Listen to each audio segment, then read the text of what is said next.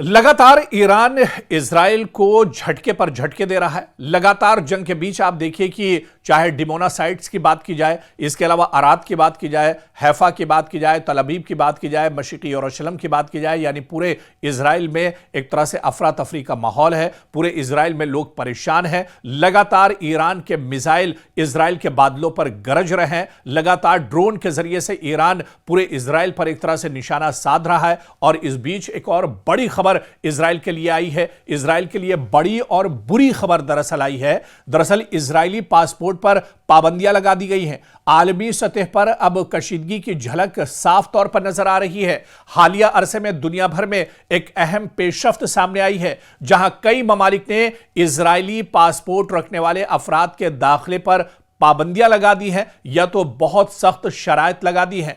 यह इकदाम बुनियादी तौर पर सियासी और सिफारती कशीदगी का नतीजा है, जो मशरिक़ वुस्ता की सूरत हाल से दरअसल जुड़ी हुई है। आप देखिए कि रिपोर्ट्स के मुताबिक इजरायली शहरियों के दाखिले पर कई ममालिक ने सख्त कदम उठाया है, पाबंदियां लगाई है। कई ममालिक ने यह सख्त कंट्रोल एक तरह से बढ़ा दिया है। ईरान अब कोई इजरायली नहीं जा सकता है। पाकिस्तान आने पर भी पाबंदी होगी। सऊदी अरब और मलेशिया ने भी इस पर पाबंदी लगाई है। और इसके अलावा कई और मुल्क हैं जिन्होंने इजराइल के पासपोर्ट रखने वाले लोगों पर अब ट्रैवल पर एक तरह से पाबंदी लगा दी है। यानी इजराइल अपने घर के अंदर ही परेशान था, अब दुनिया के दूसरे मुल्क भी इजराइल के शहरी नहीं जा सकते हैं। इन ममालिक में आमतौर पर इजरायली पासपोर्ट पर सफर करने की इजाजत नहीं दी जाएगी। और इस पाबंदी के बाद आप देखिए कि इजराइल के टूरिज्म पर बहुत बड़ा असर होगा। इजरायली शहरी इन ममालिक का सफर नहीं कर सकते हैं। सयाहती सनत पर इसका असर होगा। कारोबार पर यानी बिजनेस ट्रैवल पर इसका असर पड़ सकता है। सरमायाकारी और तिजारती मुलाकातें मुतासिर होंगी। इलाकाई तिजारत में रुकावटें एक तरह से पैदा होंगी। और बैनुल-अक़वामी जो नक्ल हरकत है, मोबिलिटी, इस पर भी बहुत ज्यादा असर पड़ेगा। इजरायली शहरियों के लिए दुनिया के कुछ हिस्सों तक रसाई एक तरह से महदूद हो जाएगी। सफर के लिए मुतबादिल रास्ते या पासपोर्ट इस्तेमाल करने पर इसका असर पड़ेगा। दरअसल ये पाबंदियां किसी एक दिन का फैसला नहीं, बल्कि कई अवामिल इसमें शामिल हैं। मशरिक़ वुस्ता में जारी सियासी तनाज़ात, जंग जैसे हालात, इजराइल और बाज़ मुस्लिम ममालिक के दरमियान सिफारती ताल्लुकात का फुक़दान और हालिया फौजी कशीदगी और जंगी सूरत हाल भी इसकी एक बड़ी वजह है, जिसकी वजह से इजराइल के अवाम पर बहुत बड़ा एक तरह से दबाव पड़ा है। और इस फैसले के बाद आप देखिए कि दुनिया भर में कई अहम सवाल उठ रहे हैं कि क्या पासपोर्ट की बुनियाद पर पाबंदियां दुरुस्त हैं? क्या यह बैनुल-अक़वामी सफर की आज़ादी के खिलाफ है?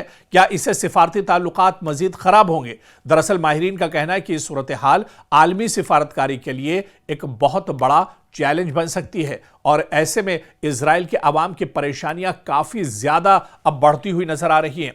दरअसल इजराइल के अंदर लोगों में इसी बात को लेकर गुस्सा है, इसी बात को लेकर नाराजगी है कि एक तरह से ईरान के ऊपर इजराइल ने जंग थोप दी है और इजराइल के लोग परेशान हैं। ऐसी ही नाराजगी अमेरिका में भी देखी जा रही है, जहां पर अवाम की एक बड़ी तादाद का मानना है कि जबरदस्ती अमेरिका और इजराइल ने ईरान पर जंग थोप दी है और अब उसका खमियाजा इजराइल और अमेरिका के अवाम को भुगतना पड़ रहा है।